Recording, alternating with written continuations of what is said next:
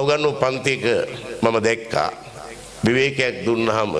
කෙහෙල් කොලේ ගෙනාපු බත් මුලක් කන ශිෂ්‍යෙක් සහ ශිෂ්‍යාවක් කෙල්ල ගේනවා ඇති කොල්ල වගේ කියනවා ඇති මම මොකුත් කියන්න ගියේ නැහැ බත් මුල බෙදාගෙන කන්නේ බදාගෙන නෙවෙයි ගෑනු ළමයා ඒ හතරක් කරන් විශ්වවිද්‍යාලයට ගියා කොල්ලා ගියාතක් නැහැ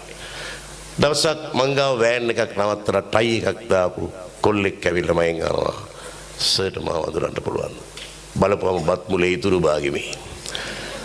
කොල්ලා සෙල්ස් රෙප් කෙනෙක් ටොපි වාගයක් දාගෙන විකුණනවා මං එවුවා දැන් කොහොමද තමසගේ බත් මුල් ප්‍රේමී දැන් ගෙවල් දොරවල් එහෙම දන්නවද කෙල්ල කැම්පස් ගියා නේද තමසලා බඳින දවසට අපිටත් කියනවා කියලා මාත් ඕන් නැති කතා කියනවා කොල්ලගේ මූණ ඇද වුණා සර් මං එක නැවැත්තුවා කිව්වා මගේ වෙයි නෑ සර් ඊළඟට හොඳට ඉගෙන ගන්න පුළුවන් මම මැට්ටනේ පස්සේ ප්‍රශ්න ඇති වෙන්න පුළුවන් මං කබුරු කියන්නේ බා තමසර වෙන මොකක් හරි ඇති නෑ සර්